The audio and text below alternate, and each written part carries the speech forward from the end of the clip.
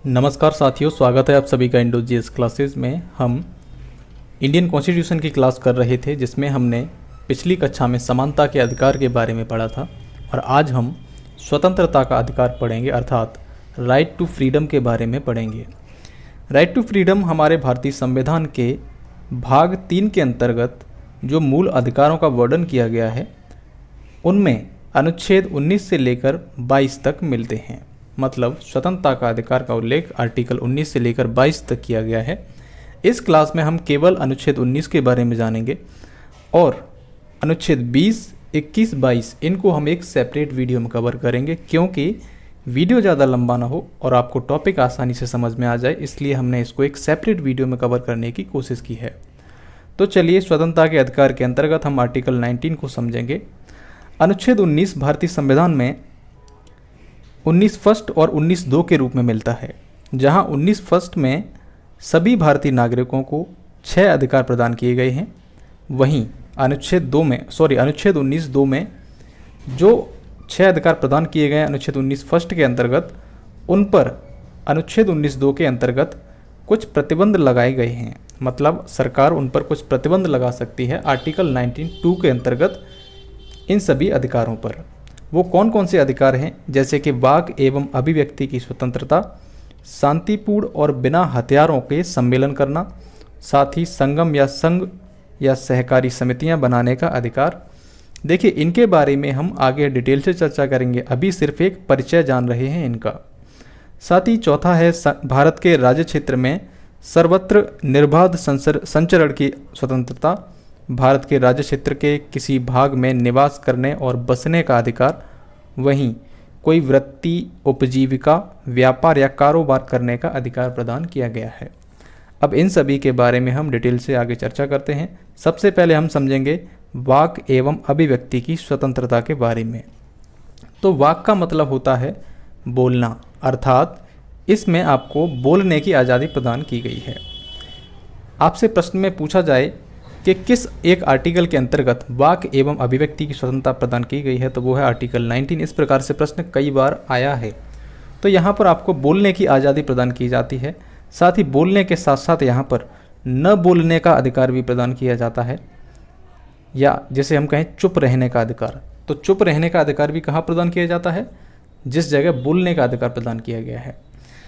यहाँ आप जो भी सोशल मीडिया पर पोस्ट करते हैं, जैसे कभी आप व्हाट्सएप पर, फेसबुक पर, इंस्टाग्राम पर जो भी आप पोस्ट करते हैं, आप क्या करते हैं, दरअसल अपने जो विचार हैं उनको अभिव्यक्त करते हैं, उनको सोसाइटी के सामने लेकर आते हैं कि हमारे ये विचार हैं, देखिए हमारा रिजल्ट कैसा आया।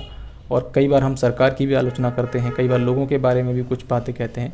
तो ये सभी हम क्या करते हैं, आर्टिकल 19 का यूज़ करते हैं, जो कि हमारे कॉन्स्टिट्यूशन में प्रदान किया गया है। साथ ही यहाँ पर प्रसारण का अधिकार, सूचना का अधिकार इसके अंतर्गत आता है। यहाँ पर आलोचना करने का भी अधिकार प्रदान किया गया है। फ़ोन टैपिंग के विरुद्ध अधिकार, शांति का अधिकार, देखिए ये इम्पोर्टेंट है, आपके एग्जाम में आ सकता है। प्रदर्शन एवं विरोध का अधिकार, किंतु हड़ताल का अधिकार नहीं। हड़ताल का अधिकार नहीं प्रदान किया गया है, बशर्ते यहाँ पर प्रदर्शन एवं विरोध का तो अधिकार प्रदान किया गया है। किताब लिखना, फिल्म बनाना, इलेक्ट्रॉनिक मीडिया जैसे कि व्हाट्सएप, फेसबुक, इंस्टाग्राम, ट्विटर, इन सभी के माध्यम से अपनी बात कहना, ये सभी आएंगे वाक और अभिव्यक्ति की स्वतंत्रता के अधिकार के अंतर्गत। लेकिन आर्टिकल 19(2) के अंतर्गत इन सभी पर कुछ प्रतिबंध लगाए जा सकते हैं। जैसे कि ये जो आप जो कर रहे हो कार्य, आप कोई भी अपनी बात शेयर कर रहे हो या फिर कोई किताब लिख रहे हो, इससे क्या हुआ कि भारत की अगर एकता और संप्रभुता पर, अखंडता पर कोई भी खतरा उत्पन्न होता है तो वो उस चीज़ को, आपके इस अधिकार को प्रतिबंधित किया जा सकता है। साथ ही यहाँ पर राज्य की सुरक्षा, विदेशी राज्यों से मित्रवत संबंध, सार्वजनिक आदेश, किसी नैतिकता के आधार पर आप किसी ऐसी हरकत करते हैं, मतलब आपने कुछ ऐसा व्हाट्सएप पर या फेसबुक पर पोस्ट कर दिया जिससे कि वहाँ जो है, जो हमारे देश की नैतिकता के खिलाफ है, तो इस आधार पर आपके इस अधिकार को प्रतिबंधित भी किया जा सकता है। साथ ही न्यायालय की अवमानना, किसी अपराध में संलिप्तता आदि के आधार पर राज्य इन अधिकारों पर प्रतिबंध लगा सकता है। ये हमारे आर्टिकल 19(2) में कहा गया है। ठीक है, इन सभी के बारे में हम आगे चर्चा करेंगे। दूसरा है आर्टिकल 19 में ही शांतिपूर्ण सम्मेलन में भाग लेने की स्वतंत्रता। क्या कहा गया है, शांतिपूर्ण सम्मेलन में भाग लेने की स्वतंत्रता। देखिए हम सब इसी को ही पढ़ रहे हैं, जैसे कि हमने ये समझा था इसको पढ़ लिया, अब हम इसको समझे, इसी प्रकार हम बारी बारी से सबको समझने वाले हैं। तो यहाँ है शांतिपूर्ण सम्मेलन में भाग लेने की स्वतंत्रता। यहाँ कहा गया है कि कोई भी नागरिक वो बिना हथियारों के शांतिपूर्ण रूप से संगठित हो सकता है, सार्वजनिक बैठकें कर सकता है, प्रदर्शन कर सकता है, लेकिन यहाँ शर्त है कि केवल सार्वजनिक भूमि पर कर सकता है वो। ऐसा नहीं कि किसी की प्राइवेट प्रॉपर्टी पर जाकर आप प्रदर्शन करने लगे, वहाँ पर जाकर सार्वजनिक बैठकें करने लगे, ऐसा अधिकार प्रदान नहीं किया गया है। साथ ही यहाँ पर हड़ताल का अधिकार शामिल नहीं है।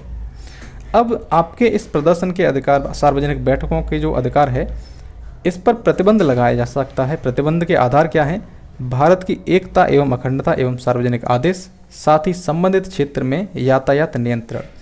अब जैसे आपने कई बार देखा होगा कि जो धरना प्रदर्शन होते हैं या किसी कानून के खिलाफ यहाँ पर प्रदर्शन हुए, जैसे किसान आंदोलन आपने देखा होगा, तो इन सभी से क्या हुआ, जब भी कभी यातायात का नियंत्रण, मतलब यातायात खराब होता है, इससे लोगों को आने जाने में समस्याएं होती हैं, तो इससे क्या होगा कि आपके इस अधिकार को प्रतिबंधित किया जा सकता है। वहाँ पर पुलिस क्या करेगी, फिर आपको खदेड़ना स्टार्ट कर देगी कि रोड खाली करो, बहुत सारा जाम लग रहा है, क्योंकि दूसरों के अधिकारों का अतिक्रमण आप लोग कर रहे हैं। अगला है संघ या संगम बनाने की स्वतंत्रता, संगम बनाने का अधिकार। तो यहाँ कहा गया है कि सभी नागरिक सभा, सहकारी समितियाँ ये गठित कर सकते हैं, कोई राजनीतिक पार्टी बना सकते हैं, कंपनियों का गठन कर सकते हैं, क्लब, समितियाँ, ये सब बनाने का अधिकार हमें आर्टिकल 19 में ही प्रदान किया गया है। साथ ही इन्हें संचालित करने का अधिकार भी प्रदान किया गया है। भारत के संपूर्ण क्षेत्र में अबाध संचरण की स्वतंत्रता का अधिकार। इसका मतलब ये है कि आप देश के किसी भी हिस्से में आ जा सकते हैं, वहाँ घूम सकते हैं, लेकिन आप पर यहाँ प्रतिबंध भी लगाया जा सकता है। अब आप एक बात बताइए, आप जब भी कभी, जैसे कि मान लीजिए आपको कश्मीर जाना हुआ या फिर हम लद्दाख जाते हैं घूमने के लिए, तो हमें जनरली कुछ एरियाज़ में परमिट लेना पड़ता है। जैसे कि पूर्वोत्तर के एरियाज़ में जहाँ जनजातीय क्षेत्र ऐसे हैं कि वहाँ की जो संस्कृति है उन जनजातियों की, ठीक है, उनका अपना रहन सहन, खान पान अलग है, तो वहाँ जाने के लिए आपको परमिट भी लेना पड़ सकता है। तो यहाँ पर क्या है, प्रतिबंध कैसे लगाया जा सकता है, अनुसूचित जनजाति की सुरक्षा के संबंध में, उनके जो संस्कृति है उसको संरक्षण प्रदान करने के लिए, साथ ही आम लोगों के हित में आपके जो घूमने का अधिकार है उस पर प्रतिबंध लगाया जा सकता है। साथ ही यहाँ पर उच्चतम न्यायालय के अनुसार कोई अगर वेश्यावृत्ति में संलिप्त है तो उसके संचरण के इस अधिकार को सार्वजनिक नैतिकता और सार्वजनिक स्वास्थ्य के आधार पर प्रतिबंधित किया जा सकता है। साथ ही एड्स पीड़ित व्यक्ति के संचरण पर भी प्रतिबंध लगाया जा सकता है। अब जो घूमने की ये जो स्वतंत्रता है आपकी, तो देश के आंतरिक भाग में जो घूमने की स्वतंत्रता है वही हमें आर्टिकल 19 प्रदान करता है। और जो आप देश से बाहर घूमने जाते हैं और साथ ही देश से बाहर वापस आते हैं, उसमें आप आर्टिकल 21 का यूज़ करते हैं। तो यहाँ देश के आंतरिक भाग में घूमने का अधिकार हमें प्रदान करता है आर्टिकल 19, वहीं देश के बाहर हमें विदेशों में घूमने का जो अधिकार है वो आर्टिकल 21 से मिलता है। आगे हम बात करेंगे भारत के किसी क्षेत्र में निवास का अधिकार। तो यहाँ कहा गया है कि देश के प्रत्येक नागरिक को देश के किसी भी हिस्से में बसने का अधिकार है। वो या तो अस्थायी रूप से बस सकता है या स्थायी रूप से बस सकता है, वहाँ घर बना सकता है, ज़मीन जायदाद ले सकता है। लेकिन यहाँ पर भी प्रतिबंध लगाया जा सकता है, जैसे कि जो जनजातीय क्षेत्र हैं, मैंने आपको पिछले आर्टिकल में बताया था कि उनकी विशेष संस्कृति होती है, रीति रिवाज होते हैं, इनको संरक्षण प्रदान करने के कारण उन क्षेत्रों में सरकार लोगों का प्रवेश वर्जित कर सकती है। अगला है व्यवसाय आदि की स्वतंत्रता का अधिकार। तो भारत के सभी नागरिकों को किसी भी व्यवसाय में जाने के लिए, पेशा अपनाने के लिए, व्यापार करने के लिए अधिकार प्रदान किया गया है। लेकिन यहाँ पर राज्य जो है सार्वजनिक हित में इस पर प्रतिबंध लगा सकता है। प्रतिबंध कैसे लगाएगा कि कोई ऐसा व्यवसाय जिसमें पेशेगत या तकनीकी योग्यता की ज़रूरत होती है, ऐसा सरकार लागू कर सकती है। जैसे कि आप, कोई व्यक्ति सोचे कि मुझे डॉक्टर बनना है, ठीक है, तो डॉक्टर बनने के लिए आपको पर्टिकुलर एक डिग्री लेनी पड़ेगी, आपको MBBS करना पड़ेगा या फिर BA MS करना पड़ेगा, इस प्रकार की पढ़ाई करनी पड़ेगी। अब कोई बिना पढ़े लिखे व्यक्ति डॉक्टर नहीं बन सकता। तो यहाँ पर क्या किया गया है, प्रतिबंध लगाया गया है कि कोई भी इस प्रकार से कार्य नहीं कर सकता, बिना डिग्री लिए आप डॉक्टर नहीं बन सकते। ऐसे कई सारे पेशे हैं। वहीं हम बात करें किसी व्यापार, व्यवसाय या उद्योग को राज्य पूर्णतः या आंशिक रूप से अपने अधिकार में रख सकता है। जैसे कि रक्षा क्षेत्र में हम बात करें, परमाणु से जुड़े हुए जो हमारे रक्षा क्षेत्र के जो उद्योग हैं उनमें सरकार का पूर्णतः अधिकार होता है। ठीक है, रक्षा क्षेत्र में हालांकि अब प्राइवेटाइजेशन किया जा रहा है, लेकिन यहाँ पर अधिकांश जो अधिकार हैं वो सरकार के अंतर्गत आते हैं, रक्षा उद्योग के अंतर्गत। जैसे कि कई सारी बंदूकों का निर्माण होता है या फिर तोप बनाई जाती हैं या जो भी बनाए जाते हैं, ये सभी ज़्यादातर हिस्सा किसका है? गवर्नमेंट का है। इस अधिकार में कोई भी अनैतिक कृत्य शामिल नहीं है, जैसे कि महिलाओं या बच्चों का दुरुपयोग करना, उनकी ट्रैफिकिंग करना, ये सभी अधिकार यहाँ पर शामिल नहीं हैं। अगर आप खतरनाक या विस्फोटक व्यवसाय शुरू करना चाहते हैं तो ये भी, इसको भी यहाँ पर प्रतिबंधित किया गया है।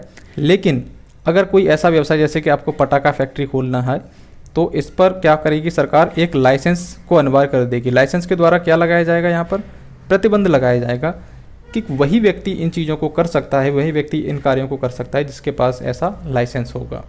तो हमने समझ लिया कि सभी नागरिकों को व्यवसाय, पेशा, व्यापार करने का अधिकार है, लेकिन यहाँ पर कुछ प्रतिबंध भी लगाए जा सकते हैं। तो इस प्रकार हमने आर्टिकल 19 फर्स्ट को समझ लिया। आर्टिकल 19(2) में जो इन अधिकारों पर, इन जो 6 अधिकार प्रदान किए गए हैं, इन पर प्रतिबंध लगाए गए हैं, हमने साथ साथ उनको भी समझ लिया था। अब प्रतिबंधों के आधार क्या थे वो आर्टिकल 92 में स्पष्ट रूप से बताया गया है कि भारत की एकता एवं संप्रभुता, राज्य की सुरक्षा, विदेशी राज्यों से मित्रवत संबंध, सार्वजनिक आदेश, नैतिकता, न्यायालय की अवमानना या कोई व्यक्ति किसी अपराध में संलिप्त है तो उसके आधार पर उसे इन 6 अधिकारों पर प्रतिबंध लगाया जा सकता है। तो इस प्रकार हमने आर्टिकल 19 समझ लिया। अब नेक्स्ट टॉपिक में हम आर्टिकल 20, 21 और 22 इन सभी के बारे में समझ लेंगे। अगर आपको वीडियो पसंद आया है, अगर आपको लेक्चर समझ में आया है तो कृपया इस चैनल को सब्सक्राइब करें, साथ ही इस वीडियो को भी लाइक करें, जिससे कि हमें एक मोटिवेशन मिलता रहे, आपके लिए नए नए वीडियोस लाते रहें लगातार। तो आपसे मिलते हैं अगले टॉपिक में, तब तक के लिए आपका बहुत बहुत शुक्रिया।